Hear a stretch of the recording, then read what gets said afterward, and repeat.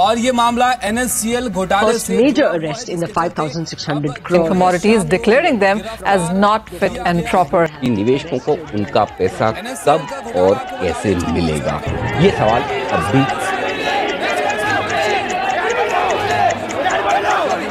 ये गुस्सा और परेशानी सिर्फ इनकी नहीं बल्कि 13,000 निवेशकों की है जिनके 5,500 करोड़ रुपए NSCL में डूब गए हैं। पिछले साल 31 जुलाई इतिहास में जब भी ऐसे घोटाले हुए हैं जहां पे लोगों का पैसा डूबा है, इसके हर बार 3 कारण सामने आते हैं। पहला ये कि एक सिस्टम जिसमें कुछ खराबी है, दूसरा जो स्कैम करते हैं उनकी नीयत में खराबी है, और तीसरा कि इन लोगों के पास वो ज्ञान होता है जिससे वो इस सिस्टम के अंदर क्या खराबी है वो भांप सके और उससे अपना काम निकलवा सके। हम लोगों में और इन लोगों में फर्क सिर्फ इतना ही होता है कि इनमें वो ज्ञान है जिससे वो इस सिस्टम को परख सकते हैं और उसमें से अपना फायदा कैसे निकलवाना है उन्हें आता है। अब हम ये नहीं कह रहे कि ये ज्ञान सबको होना चाहिए, लेकिन इतना तो होना चाहिए कि हम खुद को ऐसे घोटालों में फंसने से रोक सकें। जिस घोटाले के बारे में हम आज बात कर रहे हैं, उस घोटाले के बारे में आम जनता को उतनी खबर या तो ज्ञान नहीं है। क्यों? क्योंकि ये घोटाला कमोडिटी मार्केट यानी कि कमोडिटी एक्सचेंज में हुआ था। तो कमोडिटी एक्सचेंज एक ऐसा मार्केट प्लेस या बाजार है जहाँ पे प्रोड्यूसर्स और बायर्स एक जगह पे आते हैं और सामान का खरीद बेच करते हैं। प्रोड्यूसर्स अपना कोई भी सामान बेच सकते हैं, वो एग्रीकल्चर प्रोड्यूस हो सकता है यानी कि गेहूं, चावल, या तो मेटल प्रोडक्ट्स हो सकते हैं या तो और भी कुछ। और बायर्स यानी कि ट्रेडर्स और इन्वेस्टर्स आते हैं इस बाजार में और वो सामान खरीदते हैं। जनरली कमोडिटी एक्सचेंज में ट्रांजैक्शंस 2 तरीके से होती है, स्पॉट ट्रांजैक्शन और फॉरवर्ड ट्रांजैक्शन। स्पॉट ट्रांजैक्शन, आप सपोज अगर बाजार जाते हैं और आप बाजार में जाके टमाटर खरीदते हैं तो आप उसी टाइम टमाटर खरीदने के पैसे देंगे और टमाटर लेके आ जाएंगे, तो वो आप कह सकते हैं स्पॉट ट्रांजैक्शन हो। और फॉरवर्ड ट्रांजैक्शन ये हुआ कि बायर और सेलर एक कॉन्ट्रैक्ट में एंटर करते हैं जिसमें वो फ्यूचर में एक फिक्स्ड अमाउंट पे करने का वादा करते हैं और उसी टाइम वो सामान का वो लेन देन करते हैं। तो ये हो गया फॉरवर्ड ट्रांजैक्शन। तो इसी तरीके से कमोडिटी एक्सचेंज में स्पॉट और फॉरवर्ड ट्रांजैक्शन से कॉन्ट्रैक्ट्स सेटल किए जाते हैं। जिस घोटाले के बारे में बात करने जा रहे हैं उसमें काफी लोगों का हाथ था, लेकिन जो सबसे बीच में जो था वो था NSCL यानी कि national spot exchange limited.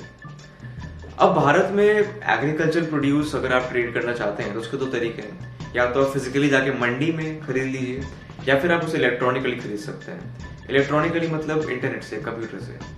Bharat में ऐसी ट्रेडिंग स्टार्ट हुई थी 2003 में जब MCX यानी कि मल्टी कमोडिटी एक्सचेंज की स्थापना हुई थी, और उसके ठीक 4 साल बाद भारत ने निर्माण किया नेशनल स्पॉट एक्सचेंज लिमिटेड का। बस दोनों में फर्क ये है कि MCX का जो रेगुलेटर था वो भारत सरकार थी, लेकिन NSCL को सौंप दिया गया एक प्राइवेट कंपनी को जिसका नाम है FTIL यानी कि फाइनेंशियल टेक्नोलॉजी इंडिया लिमिटेड। और जैसा कि आप आगे देखेंगे यही एक कारण था जिसकी वजह से स्कैम हो पाया। तो हम ये जानेंगे कि NSCL की स्थापना हुई क्यों थी। पहला कारण यह है कि मार्केट में एफिशिएंसी आए और प्राइस स्टेबलाइजेशन हो। दूसरा कारण यह है कि हमारे किसानों को उनके खाद्य पदार्थ का, उनके प्रोड्यूस का सही दाम मिले। और तीसरा रीजन ये है कि ट्रेडर्स और इन्वेस्टर्स को मुनाफा कमाने का तरीका मिले इस मार्केट के कारण। अब NSCL में 3 भागीदार है। पहले the seller of the commodity, दूसरा बायर और तीसरा इन्वेस्टर्स जो ये पूरे ट्रांजैक्शन को फंड करते हैं। जब कॉन्ट्रैक्ट्स सेटल होते हैं तो बायर वो ट्रांजैक्शन पे एक प्रीमियम पे करते हैं, जो प्रीमियम उन इन्वेस्टर्स को जाता है एज अ मुनाफा। अब हम सोचेंगे कि ट्रांजैक्शन कैसे सेटल किए जाते हैं NSCL में। तो ट्रांजैक्शन सेटल करने के 2 तरीके थे, एक था T+11 डेज के थ्रू और एक था T+2 डेज के थ्रू। तो T+11 डेज में according to Forward Contract Regulation Act 1952 कोई भी स्पॉट ट्रांजैक्शन वो होता है जिसमें सामान की खरीद बेच और पैसे का लेन देन 11 दिन के भीतर होना चाहिए, इसलिए हम उसे कहते हैं T+11 डेज। और डिपार्टमेंट ऑफ कंज्यूमर अफेयर्स 2007 में एक नोटिफिकेशन निकाली थी जिसमें NSCL को एक एग्जेम्पशन मिली थी कि वो कॉन्ट्रैक्ट्स को T+2 डेज में भी सेटल कर सकती है। तो ऐसे ही यही 2 कॉन्ट्रैक्ट सेटलमेंट के द्वारा आगे घोटाले के जरिए खुले थे। 2008 में नया NSCL ने काफी तेजी से मार्केट को कैप्चर किया और उसका मुख्य कारण था उनकी एक खास स्कीम जिसे ब्याज बदला स्कीम कहते थे। स्कीम को समझाने से पहले आपको याद दिला दूं कि NSCL के पास सिर्फ T+2 फॉरवर्ड कॉन्ट्रैक्ट करने की अनुमति थी, यानी कि सिर्फ एक दिन का फॉरवर्ड कॉन्ट्रैक्ट वो इशू कर सकते थे, और वो भी इसीलिए ताकि उनके पास ज्यादा ट्रेड्स आए, ज्यादा वॉल्यूम ऑफ मनी आए। लेकिन बाद में पता चला कि NSCL ने इस नियम का उल्लंघन करते हुए 25 और 35 दिनों के भी फॉरवर्ड कॉन्ट्रैक्ट इशू किए थे, और वो क्यों जरूरी थे आइए वो जानते हैं। तो बात करें अगर हम ब्याज बदला स्कीम की, तो इसमें 3 भागीदार थे।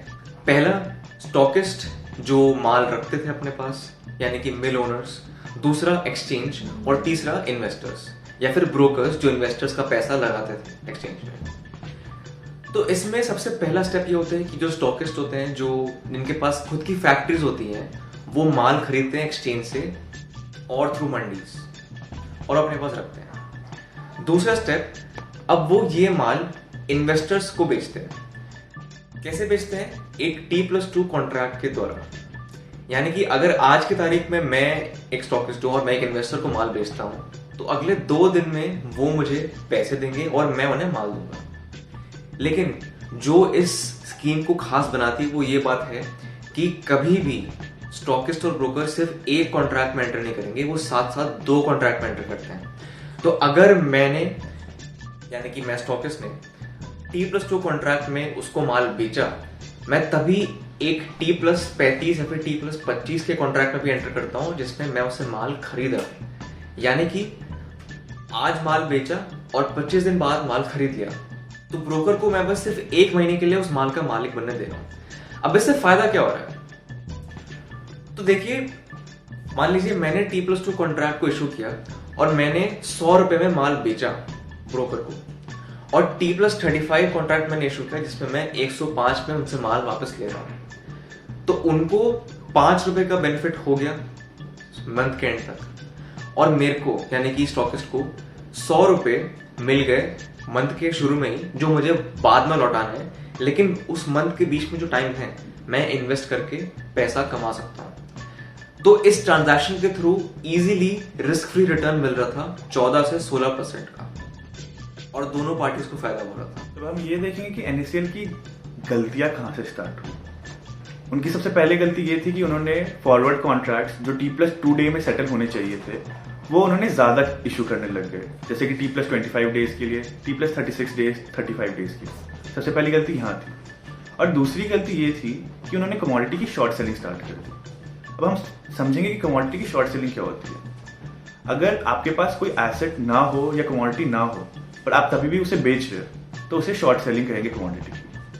तो यहाँ पर हम ये देखेंगे कि स्टॉकिस्ट्स जिनके पास वो कमोडिटी थी नहीं, पर तभी भी वो बेच रहे थे उन्हें, तो यहाँ पे इस तरीके से स्टॉकिस्ट कमोडिटी की शॉर्ट सेलिंग कर देते। एक नॉर्मल सिनेरियो में अगर स्टॉकिस्ट को इन्वेस्टर को कमोडिटी बेचनी है, तो वो क्या करेगा? सबसे पहले वो जाएगा वेयरहाउस में जाके वो वेयरहाउस रिसीट लेगा। वो वेयरहाउस रिसीट वो फिर इन्वेस्टर को देगा, और अगर इन्वेस्टर को फिजिकली चाहिए वो गुड्स, तो वो जाएगा पहले वेयरहाउस में, वहां जाके वो वेयरहाउस रिसीट देगा और फिजिकली गुड्स का डिलीवरी एक्सेप्ट करेगा। बट ये पूरा प्रोसेस तो हो ही नहीं रहा था।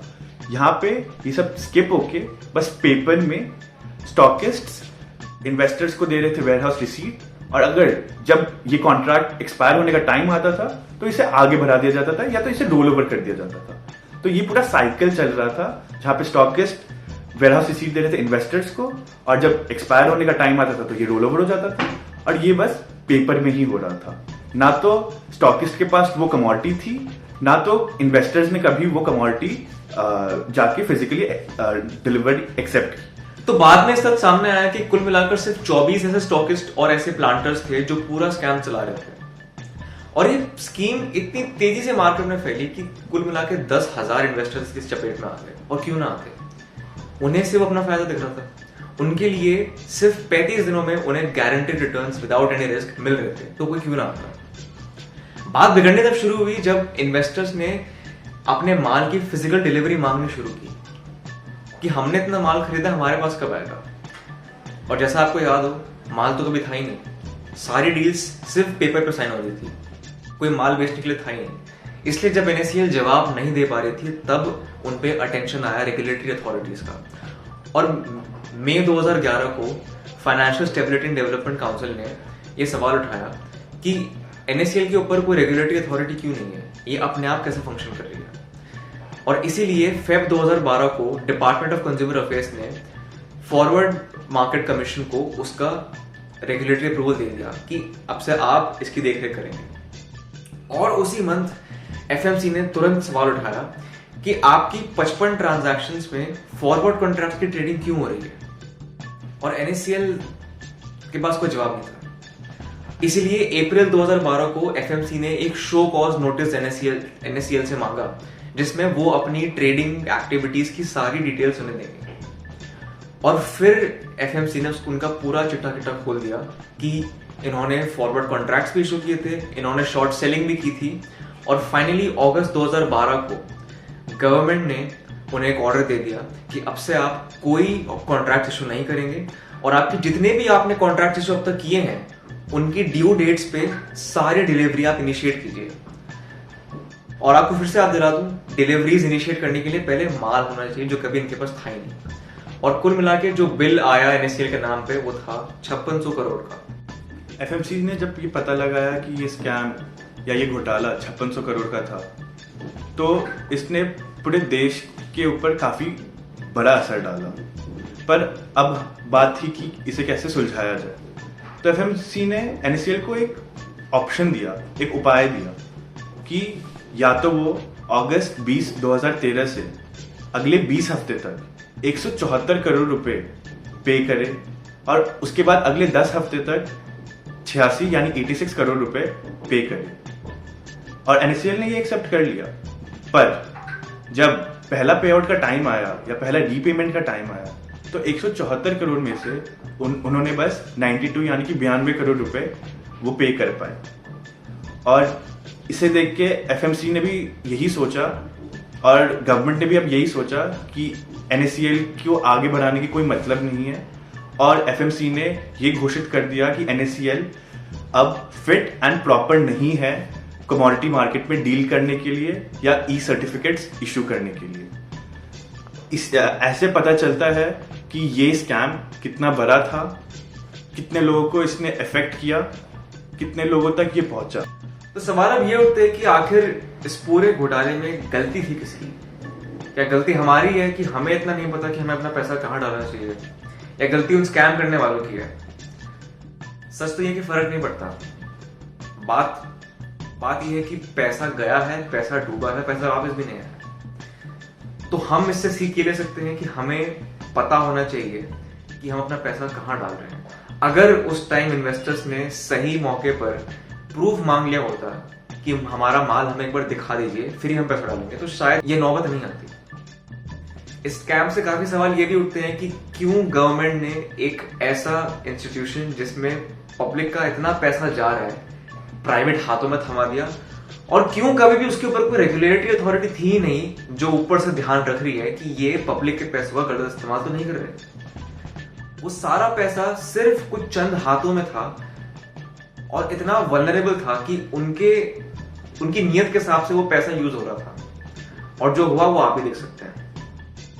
इसी के साथ आज का वीडियो हम खत्म करते हैं, और आशा करते हैं आपको ये वीडियो पसंद आई होगी, आपने इससे काफी कुछ सीखा होगा। ये चैनल जिस पे आप आए हैं, इसका उद्देश्य सिर्फ ये है कि हम आम जनता तक फाइनेंशियल लिटरेसी पहुंचाएं, ताकि किसी और के साथ ये घटना कभी ना घटे। ये इनिशिएटिव हमारे प्रोफेसर डॉक्टर नरेंद्र कुमार निगम जी का है, जो कि शहीद Sukhdev college of business studies में डेरिवेटिव्स एंड रिस्क मैनेजमेंट पढ़ाते हैं, और हम उसी कॉलेज के स्टूडेंट्स हैं। और हम तहे दिल से धन्यवाद करते हैं सर का, जिन्होंने हमें एक ऐसे विषय पर वीडियो बनाने का अवसर दिया जिसके बारे में हमें भी काफ़ी कुछ सीखने को मिला, और हमें मौका मिला कि हम आप लोगों तक ये नॉलेज पहुंचा पाए। धन्यवाद।